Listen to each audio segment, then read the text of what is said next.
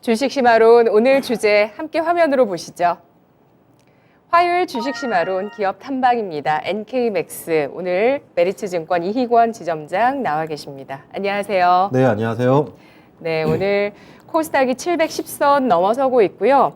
양대 시장에서 인터넷 대표주의 상승세와 바이오주의 오름세 눈에 띄고 있습니다. 바이오주 가운데서는 특히 면역 항암제 관련 주식들이 오르면서 유틸렉스, 박셀바이오 같은 종목군들이 급등하고 있는 모습인데요.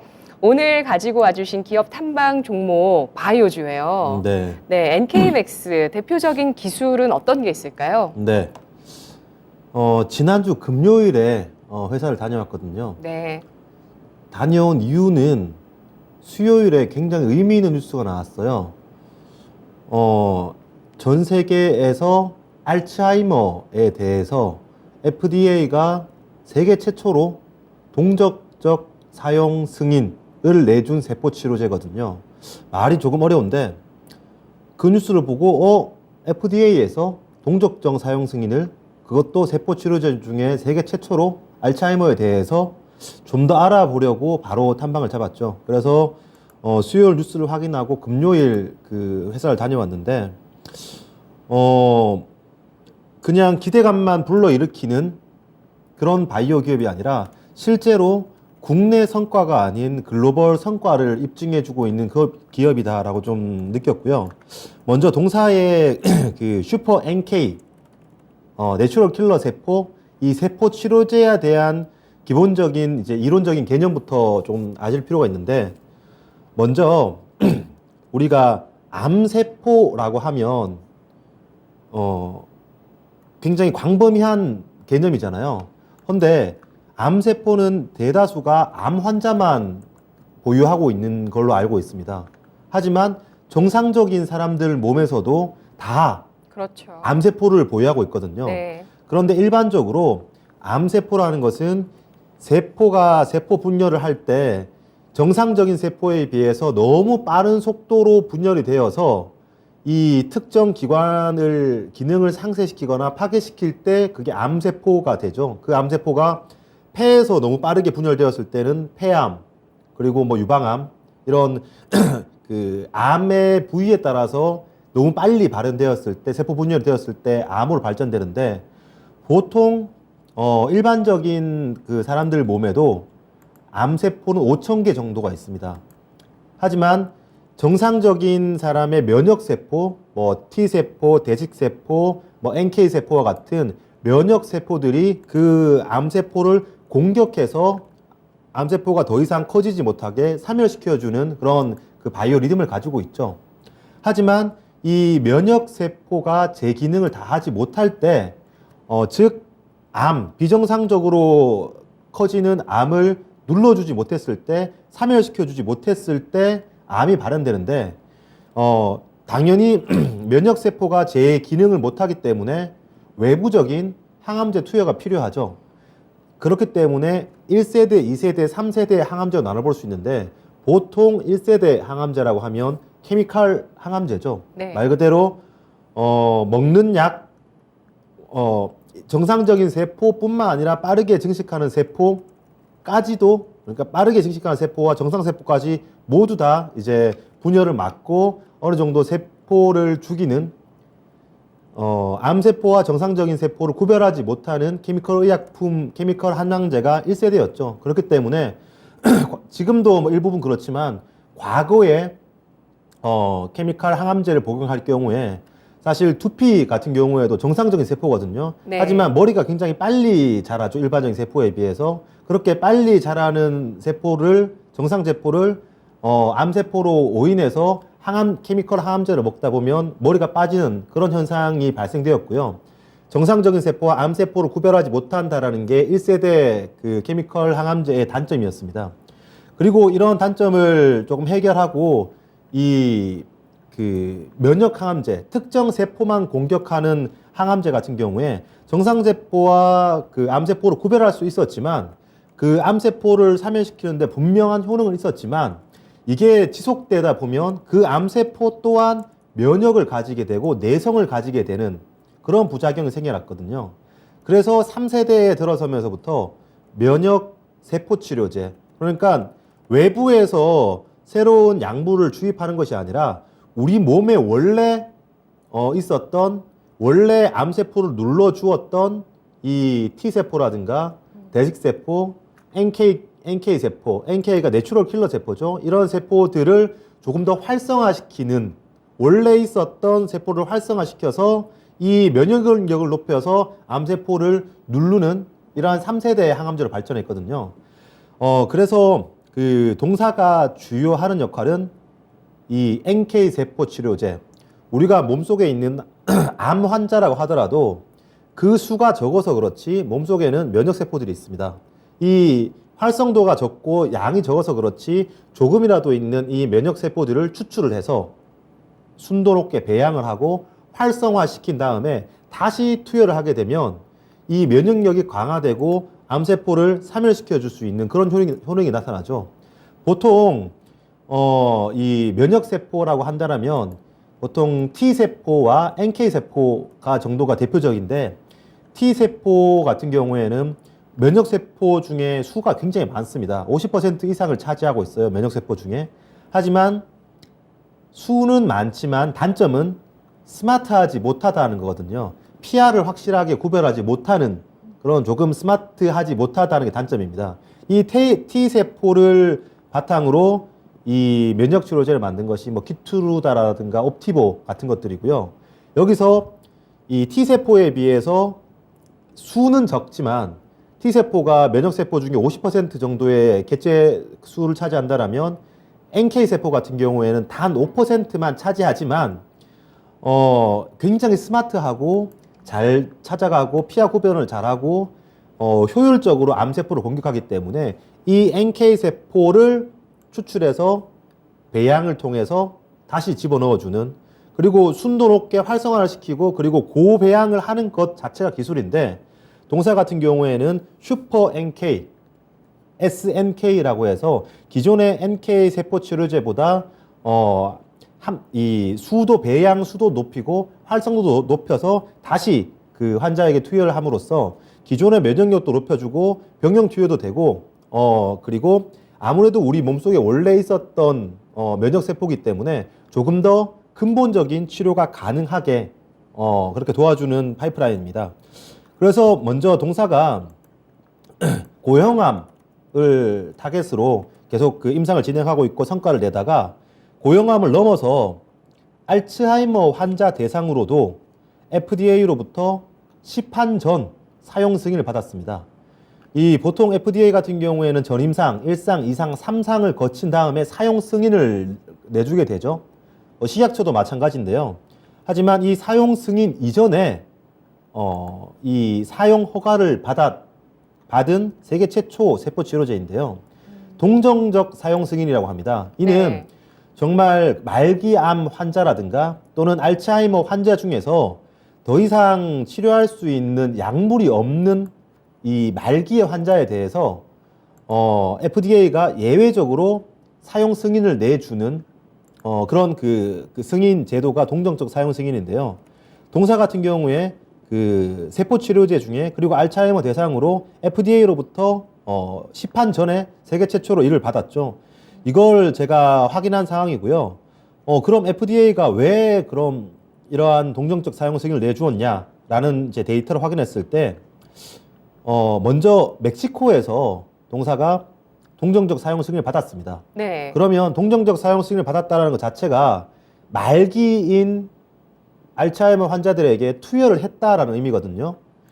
6명의 멕시코에서 6명의 말기 그 알츠하이머 환자에게 투여를 했는데 케이스 중에 하나는 36세, 37세 남성이었어요.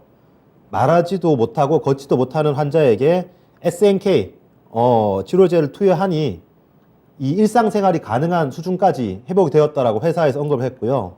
그리고 MMSE 척도라는 게 있습니다. 이게 인지지능조사인데 그러니까 알츠하이머나 뇌질환에 관련된 이 척도를 평가 척도라고 볼 수 있는데 보통 12 이하면 중증이고요. 이 12와 25 사이에 있으면 경증, 그리고 25 이상 있으면 일반 정상인이라고 볼 수 있는데 70세 이상 환자 같은 경우에 이 NK 세포 치료제 SNK를 투여하기 이전에는 MMSE가 12였는데 네. 5회 투여 이후에는 22까지 중증에서 경증으로 이 인지도가 개선되는 모습을 보여주었거든요.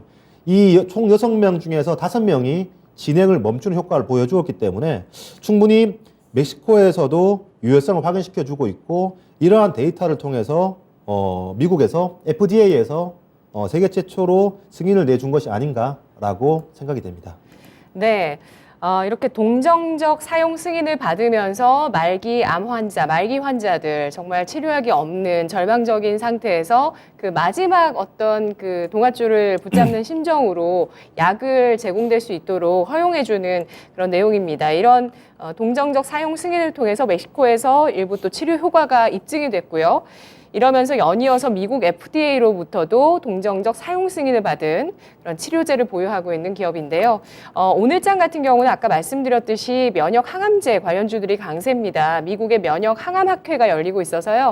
여기 관련된 내용들이 지금 시장에 좀 반영되고 있는데요. 이건 2세대 항암제고요. 그리고 3세대 항암제에 대해서 우리는 지금 알아보고 있습니다. NK세포 같은 이런 세포 치료제에 대해서 알아보고 있는데요. 우리 채팅창에서 아까 서당계 1년차님께서는 암세포는 분열이 빠른 것보다는 어느 정도 분열하면 멈춰야 하는데 멈추지 않는 게 문제입니다. 라고 글도 남겨주셨고요. 3세대 항암제인 면역세포 치료제, 이 파이프라인을 갖고 있는 NK맥스에 대해서 좀 더 알아볼까 하는데요. 암이나 치매 같은 경우는 고령화 시대에 우리가 반드시 정복해야 되는 굉장히 중요한 문제들입니다. 치매 정말 그 예방하자. 제가 이 말씀을 좀 드리면서 미리 알고 예방할 수 있는 방법들이 있다는 걸 좀 제가 오프닝에 말씀드린 적도 있는데요. 이 NK맥스 같은 경우는 그 알츠하이머에 대해서 그 치료를 지금 치료제를 개발하고 있는 상황이죠. 근데 알츠하이머 기전, 그러니까 메커니즘에 대해서 좀 논란이 있다고 해요. 이게 그렇죠. 어떤 내용인가요? 네. NK맥스뿐만 아니라 네. 사실 과연 뇌가 노화되는 것, 뇌가 노화되면서 치매를 일으키고 알츠하이머, 파킨스병 등을 일으키는데 정말 우리가 인위적으로 뇌의 노화를 막을 수 있느냐에 대해서 정말 치매가 치료 가능한가에 대해서 굉장히 논란이 많거든요. 그래서 치매 치료제들 또한 분명히 시장은 크고 앞으로 노령화가 지속되면 될수록 더욱더 커지고 사회적인 문제이고 돈이 많이 들어가야 될 문제이긴 하지만 네. 그 효과와 기전에 대해서 논란이 굉장히 많습니다. 그래서 이번에 사용 승인을 받은 바이오젠의 아두카누밥 또한 유효성적인 면에서도 아직까지 논란이 이르고 있고요. 이 아두카누밥에 뿐만 아니라 대표적인 이 알츠하이머에 대한 기전이죠. 베타 아밀로이드 타우 가설. 이 베타 아밀로이드 타우 가설이 네. 여전히 논란이 진행 중입니다. 왜냐하면 맞다 아니다 논란인 건가요? 그렇죠. 예. 네네. 왜냐하면 일단 뇌 속에 이 뇌를 투과하려면 굉장히 그 BBB를 통과해야 되는데 이 통과 자체가 쉽지 않은 것이고 그리고 치매의 원인이 베타 아밀로이드 타우 가설 같은 경우에 뇌에 이 비정상적인 단백질 아밀로이드나 타우 같은 것들이 막 쌓이면서 이 비정상적인 단백질을 청소해 주기 위한 미세화 교세포가 이 청소를 해야 되는데 미세화 교세포가 그 역할을 다하지 못하다 보니 식균, 멸균이 안 되면서 베타 아밀로이드와 타우가 계속 이런 비정상적인 단백질이 쌓여서 뇌 치매를 유발한다라는 게 베타 아밀로이드 타우 가설이거든요. 그래서 우리가 인위적으로 BBB를 통과해서 이 아밀로이드와 타우를 제거해 준다라면 치매를 치료해 주지 않을까라는 게 지금까지 가장 유효한 가설입니다. 네. 하지만 유효성적인 면과 지속적인 면 그리고 아두카누밥의 바이오젠 아두카누밥조차도 임상 4상이라고 봐야 되거든요. 3상 이후에 10판은 되었지만 예. 계속해서 그냥 이 4상까지 가나요? 임상 4상? 4상이라는 건 보통 예. 10판 이후에 문제가 되었을 때 언제든지 회수할 수 있는 거죠. 그러니까 우리가 모든 먹고 있는 약은 4상이라고 생각해야 됩니다. 네. 언제든지 드랍될 수 있는 예. 4상이다라고 볼 수 있는데 제가 동사를 탐방 가고 나서 동사의 주장은 이런 그 베타 아밀로이드 타우 가설이 맞는지 아닌지는 모르겠다. 다만 우리의 이 SNK 세포 치료제의 기전은 베타 아밀로이드와 타우를 제거함에 있어서 이를 직접적으로 타겟하는 것보다 미세화 교세포를 활성화시켜서 미세화 교세포 자체가 활성화된다라면 이 비정상적인 단백질을 이 멸균시키는데 식균시키는데 조금 더 효율이 올라가기 때문에 우리는 직접적으로 아밀로이드 타우를 사멸시키기보다 미세화 교세포를 활성화시켜 주겠다라는 게 동사의 기전이거든요. NK 세포가 미세화 교세포를 정상화하는 역할을 하나 봐요. 네. 예. 그게 동사의 그 알츠하이머에 대한 기전입니다. 네. 네. 그래서 멕시코 일상을 진행 중인데 이를 26일에 중간 발표를 했거든요. 그래서 이 기전에 따르면 분명히 수는 적습니다. 임상 환자의 수는 적어요. 6명 중에 5명이 알츠하이머 진행을 멈추었다라고 했는데 사실 조금 긴가민가한 게 있지만 그래도 임상의 데이터를 말씀 주셨기 때문에 멈춤이라는 단어와 지연이라는 단어는 천지차이입니다. 왜냐하면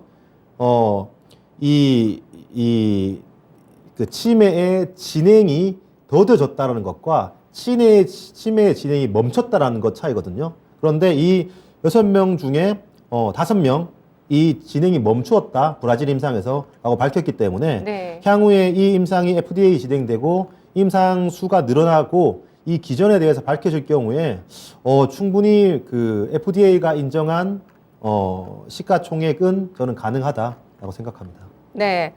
멕시코 임상 1상에서 일단 알츠하이머 치매 진행이 멈추는 현상을 6명 가운데 5명 확인을 했고요. 그리고 앞서 말씀해 주셨던 이런 그 말기 환자들에게 활용을 했을 때는 치매가 좀 치료되는 효과까지 보였다라는 것을 확인할 수 있었군요. 이 면역세포, NK세포를 분리해서 이걸 많이 배양하고 다시 주입해서 이 몸을 정상화시키는 암도 치료하고 치매도 치료하는 그런 치료제를 개발하고 있는 기업입니다. NK맥스. 그렇다면은 뇌질환 이외의 적응증은 뭐가 있는지도 알아볼까요? 사실 뇌질환은 플러스 알파예요. 이 플러스 알파. 기존에 동사가 주력하고 있었던 부분은 이 육종암 쪽이거든요. 이 고형 육정암의 타겟으로 잡고 있었는데 저는 동사에 대해서 과거부터 관심이 있었던 주된 이유 중에 하나가 머크라든가 화이자와 같은 굉장히 빅파마들과 이 병용 투여를 한다는 것이거든요. 그리고 이들의 블록버스터급 파이프라인을 함께 머크와 하이자와 함께 걸어간다라는 게 저는 가장 큰 포인트라고 볼 수 있어요. 최근에 머크 차트를 보신 분들 아실 텐데 제가 첨부한다는 걸 깜빡했는데 머크의 차트를 보시면 사상 최고가를 가고 있어요. 최근에 화이자라든가 나스닥에 상장되어 있음에도 불구하고 나스닥 흐름과는 다소 상반된 흐름을 보이고 있는데 보통 이런 빅파마들이 블록버스터가 잘 팔리고 있을 때 여러 기업들이 우리도 같이 병용 임상 해보면 안 될까요? 우리도 병용 투여 한번 해보면 안 될까요? 이렇게 숟가락을 올리는 업체들이 굉장히 많습니다. 하지만 동사가 SNK01과 바벤시오, SNK01과 키투르다를 병용 투여할 때 먼저 빅파마에서 제안이 온 상황이거든요. 그러니까 보통은 이 공동 임상을 할 때, 병용 임상을 할 때 우리가 이 빅파마의 큰 파이프라인을 사서 우리가 그 같이 우리의 병용 투여를 해서 환자에게 임상하는 것과 빅파마와 함께 하는 것은 완전 레벨이 다른 상황이거든요.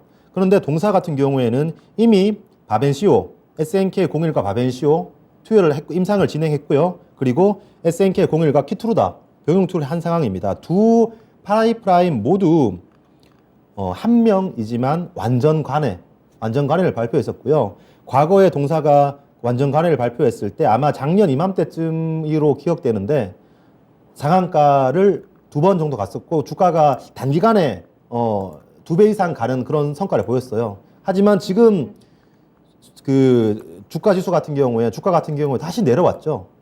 이 파이프라인 어디 가지 않았습니다. 그대로 있고 오히려 임상은 계속 고도화되고 있고 이 파이프라인 외에 뇌질환에 관련된 추가 플러스 알파도 붙은 상황인데 과거의 주가에 비해서 지금 주가는 레벨 다운 돼 있는 상황입니다. 때문에 이런 그 육종암에 관련된 이런 임상도 올해 말까지 임상 일상을 종료 예정이고 결과 발표를 앞두고 있거든요. 올해라고 한다면 몇 달 남지 않았죠. 그리고 내년 초에 미국 이상을 진입하게 될 텐데 분명 파이프라인이 고도화됨에 따라서 제가 바이오 기업들에게 별로 안 좋게 생각하는 이유는 말만 하는 기업들이 대부분인데 이렇게 글로벌적으로 FDA에게 그리고 완전관에 빅파마에 대해서 입증을 받은 기업은 다른 기업들과 조금 더 차별화돼야 되지 않을까라고 강조해 봅니다. 네. 헬스케어 분야는 또 누가 뭐래도 미국이 제일 선진국이잖아요.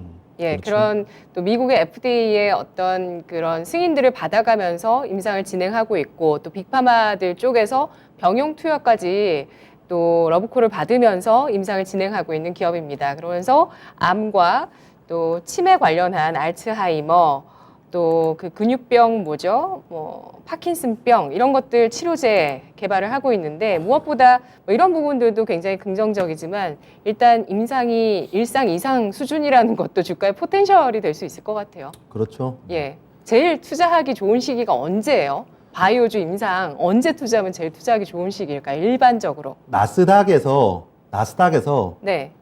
나스닥에 상장되어 있는 종목들이 임상 3상 들어간다라고 하면 예. 주가가 반토막이 나요.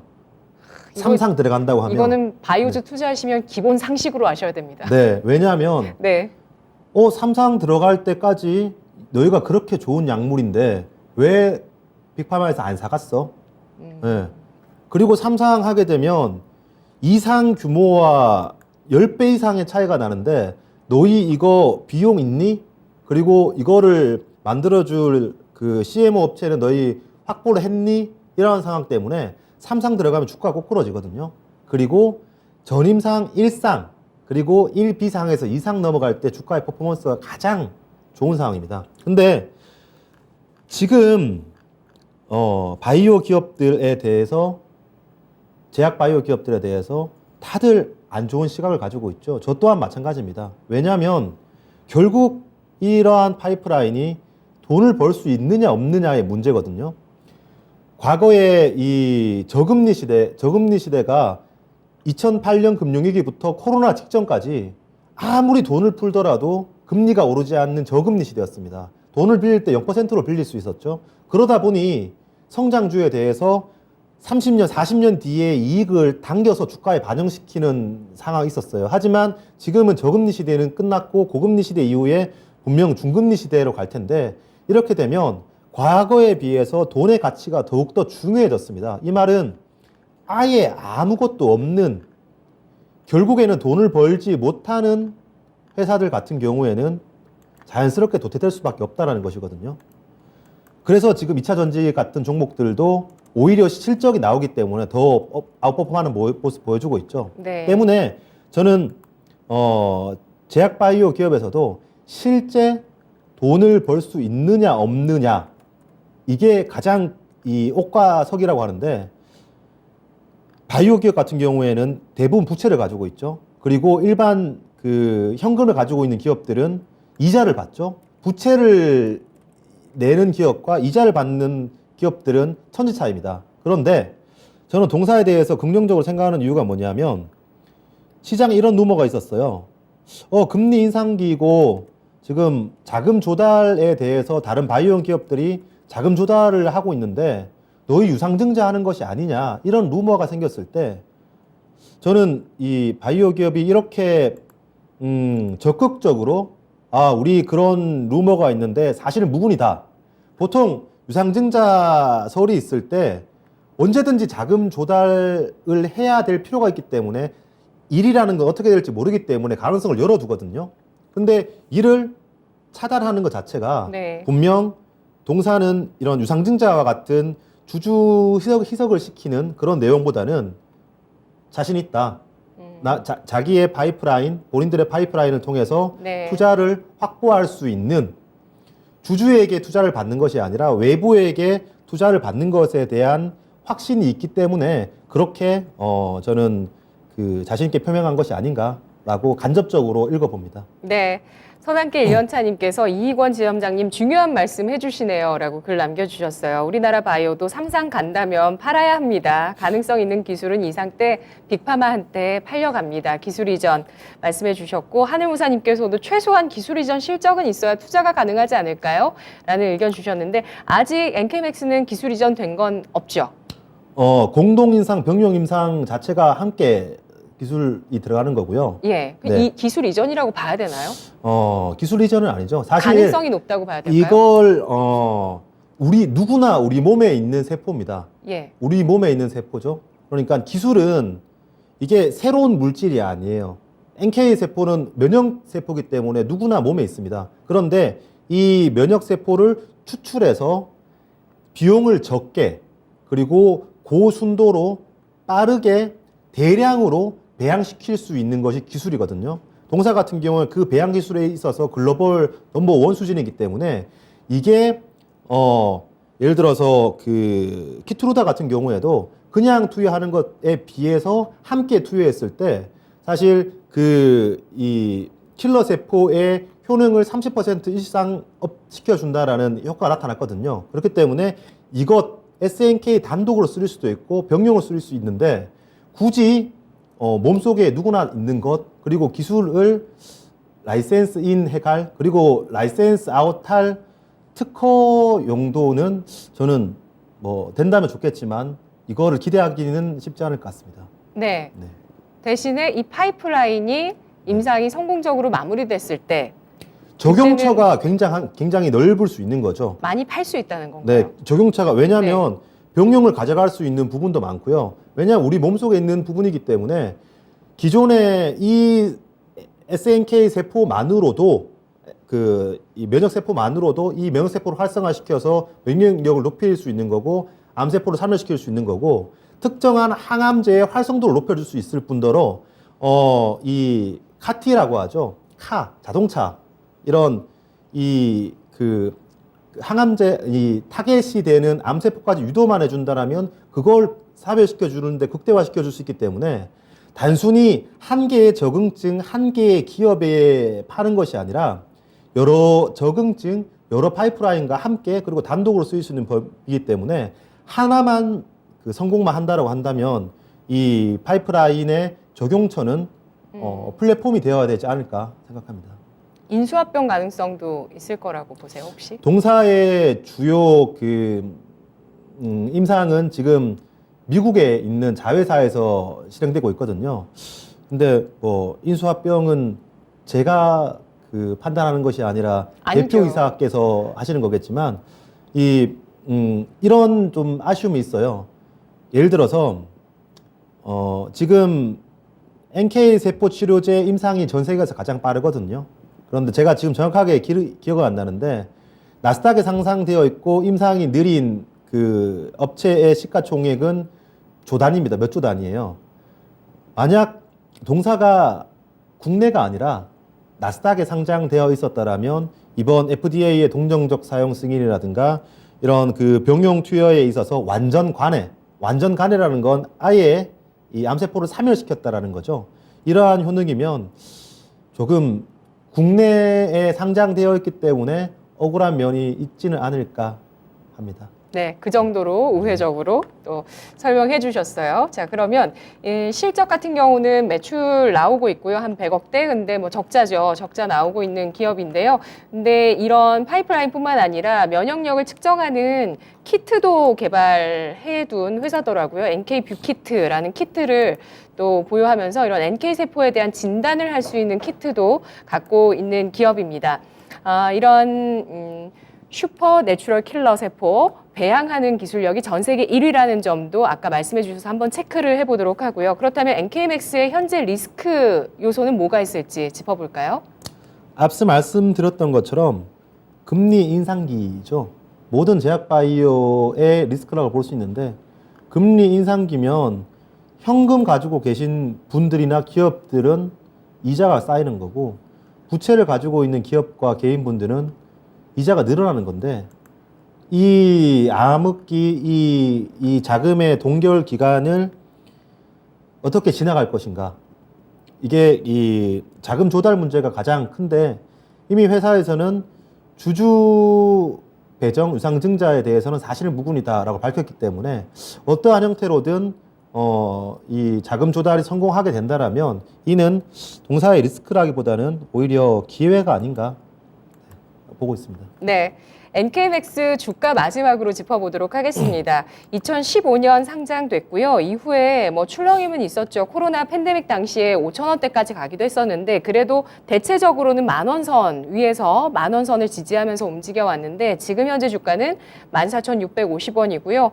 최고가는 32,500원인데요. 상승 여력 지금부터 보면서 임상, 일상, 이상 결과 보자는 의견이시죠? 예, 알겠습니다. NK맥스에 대한 전략 오늘 이희권 지점장과 함께 알아봤고요. 이 동정적 사용 승인, 미국 FDA로부터 받았던 이 내용 보시고 곧바로 또 기업 탐방해 주시고 빠른 소식을 전해 주셨습니다. NK맥스 직접 다녀온 기업 탐방 내용 오늘 살펴봤습니다. 지점장님 고맙습니다. 네, 감사합니다.